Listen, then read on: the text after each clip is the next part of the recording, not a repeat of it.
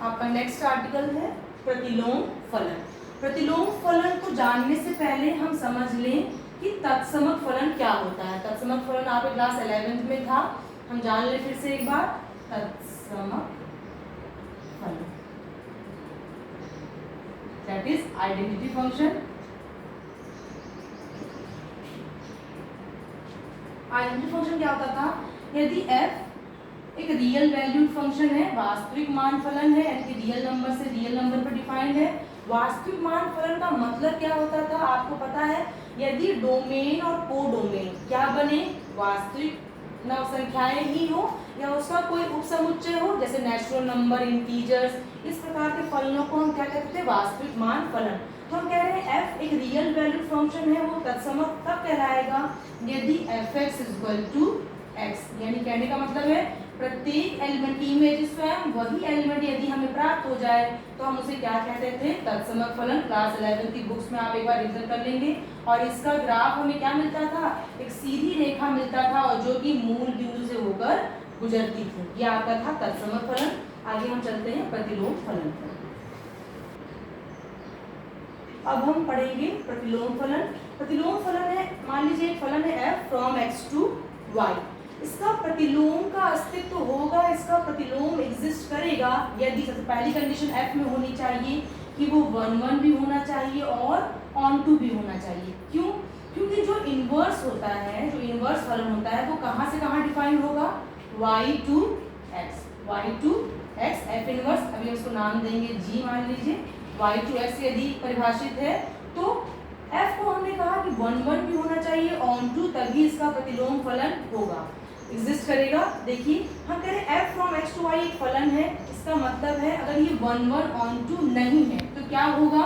इसका मतलब होगा कि 1 नहीं है तो g के कुछ अवयवों की सेम अवयवों, अलग अलग अवयवों की कुछ की हमें इमेज क्या मिल रही है? सेम ही मिल रही है। मान लीजिए हमने कहा यहाँ पे 6 है, यहाँ 7 है, यहाँ पे 8 है, मान लीजिए ये आपका है।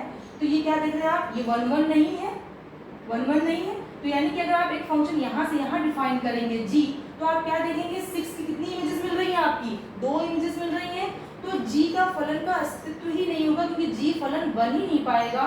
और दूसरी बात मैंने कही ऑन टू, मान लीजिए यहाँ एक नंबर 9 है जो कि छूट जा रहा है, तो क्या होगा आपका? और मैंने ऑन टू बताया था कि पूरा का पूरा कोडोमेन ही क्या बनना चाहिए? रेंज बनना चाहिए।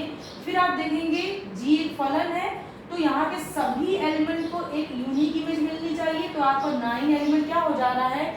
छूट जा रहा है, तो g1 फंक्शन ही नहीं रह जाएगा। तो इसलिए f को क्या बनना पड़ेगा आपका? 1 ऑन टू दोनों होगा, तभी इसके प्रतिलोम फलन के एग्जिस्टेंस की हम बात कर पाएंगे।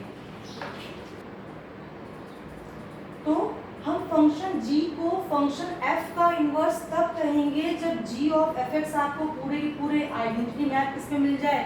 x पे मिल जाए, और f ऑफ g इसको क्या मिल जाए? आइडेंटिटी मैप ऑफ y का मिल जाए। यानी कि अगर g और f अप्लाई हो x के एलिमेंट पे तो पूरा का पूरा हमें तत्समक फलन मिल जाए x पर, और ऐसे ही इस प्रकार i y। यदि ये शर्त लागू होती है तो हम g को f का क्या कहेंगे? इनवर्स, यानी कि g इक्वल टू किसके बराबर होगा? f ऑफ इनवर्स, यानी कि f का प्रतिलोम फलन कौन बनेगा? g आपका f का प्रतिलोम फलन बन जाएगा। आपके बुक में उदाहरण नंबर 24 है, पेज नंबर 17 पे कह रहा है एक फंक्शन f डिफाइंड है n टू y। ठीक है, किस प्रकार है? n तो नेचुरल नंबर है, y किस प्रकार डिफाइंड है? y में एलिमेंट्स हैं n स्क्वायर टाइप के, और n क्या है? एक नेचुरल नंबर, यानी कि अगर हम n को 1 लें तो क्या मिलेगा हमको? 1, 2 लें तो हमें क्या मिलेगा? 4, 3 ले तो हमें 9, हम उसका वर्ग करते जा रहे हैं। 4 तो उसका वर्ग कितना मिलेगा? 16। तो y में एलिमेंट किस प्रकार के बैठे हैं? वर्ग टाइप के, सब संख्याओं का क्या कर दिया गया है? वर्ग। यानी कि हम किस प्रकार डिफाइन करेंगे? यदि हम नेचुरल नंबर में कोई एलिमेंट x लें जो कि कहाँ बिलोंग कर रहा है? n में, तो f किस प्रकार डिफाइन दिया है आपकी किताब में? fx क्या है? n square, x square type का, यानी कि वो प्रत्येक एलिमेंट का क्या दे रहा है? x स्क्वायर दे रहा है, इसका वर्ग दे रहा है। तो यह किस प्रकार है? कह रहे बताइए इसका इनवर्स एग्जिस्ट करेगा कि नहीं। तो यानी कि अगर हम देखें, माना हमने g f का क्या है? इनवर्स है, अभी हम मान रहे हैं वो कहाँ से कहाँ डिफाइन होगा?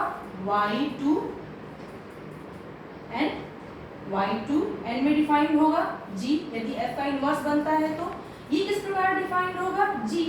यहाँ पे एलिमेंट किस टाइप के बैठे हैं, यहाँ पे n स्क्वायर टाइप के बैठे हैं, सब नंबर्स के वर्ग बैठे हैं, तो g यदि किसी n स्क्वायर पे अप्लाई होगा तो वो नेचुरल नंबर क्या दे देगा, स्क्वायर रूट दे देगा। यदि आप इस फलन से समझिए तो क्या दे देगा हमको, ये n स्क्वायर पे यदि अप्लाई होगा तो n दे देगा। तो इस प्रकार एक हम चित्र के माध्यम से यदि हम समझें तो एक फंक्शन f डिफाइंड है, हमने कहा ये 1 को इमेज क्या दे रहा है 1, 2 की इमेज क्या दे रहा है 4, 3 की इमेज क्या दे रहा है 9, 6 की इमेज क्या दे रहा है 16 एंड सो ऑन।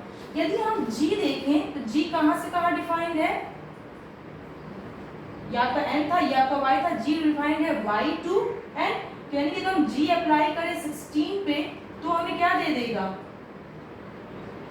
4, यानी कि स्क्वायर रूट दे रहा है हमको। तो इस प्रकार अब हम देखें कि ये फलन इसका इनवर्स बनेगा कि नहीं, तो हम क्या सबसे पहले देखेंगे g ऑफ fx ज्ञात करेंगे और f ऑफ gx ज्ञात करेंगे। यदि यह तत्समक फलन मिल जाता है, यानी कि तत्समक आइडेंटिटी फलन मिल जाता है तो g f का क्या बन जाएगा, इनवर्स बन जाएगा। चलिए हम देखते हैं, हमने x एलिमेंट लिया कहाँ n पे, तो g ऑफ fx, fx आपका किस प्रकार परिभाषित है, fx आपका डिफाइंड है x स्क्वायर, ठीक है भाई x स्क्वायर, और g किस प्रकार डिफाइंड है आपका, किसी भी एलिमेंट के वर्ग का वो क्या देता है स्क्वायर रूट दे देता है, तो आपको क्या मिल जाएगा x, यानी कि आपने क्या देखा g ऑफ f किस प्रकार वर्क कर रहा है, एक तत्समक फलन के रूप में कार्य कर रहा है, क्योंकि जिस एलिमेंट पे वो अप्लाई हुआ उसमें वही एलिमेंट आपको फिर से दे दिया। अब ऐसे f ऑफ gx अप्लाई देखेंगे हम, तो f ऑफ f किस पे अप्लाई होगा gx पे, ठीक, तो क्या हो जाएगा f gx किस प्रकार डिफाइंड है आपका x स्क्वायर, किसी भी नंबर का क्या देता है वो स्क्वायर रूट दे देता है, तो x का स्क्वायर रूट क्या आएगा आपका अंडर रूट x। फिर आप देखेंगे f किस प्रकार परिभाषित है, किसी भी नंबर का वो क्या करता है स्क्वायर रूट x का आप स्क्वायर करेंगे तो आपको x ही मिल जाएगा। यानी कि आपने क्या देखा फॉग भी किस प्रकार वर्क कर रहा है, एक तत्समक फलन के रूप में ही कार्य कर रहा है। सॉरी यहाँ पे आपका अप्लाई होगा g अप्लाई होगा, कोई एलिमेंट लेंगे हम y ले, x नहीं सॉरी, यहाँ पे आप एलिमेंट लेंगे y पे अप्लाई करेंगे तो y क्या हो जाएगा अंडर रूट y, तो क्या मिल जाएगा आपका y, क्योंकि f डिफाइंड है n टू y, तो आपको y का एलिमेंट ही प्राप्त हो गया। तो ये क्या हो गया आपका एक तत्समक फलन के रूप में ही कार्य कर रहा है, तो ये आपका हो गया एक उदाहरण।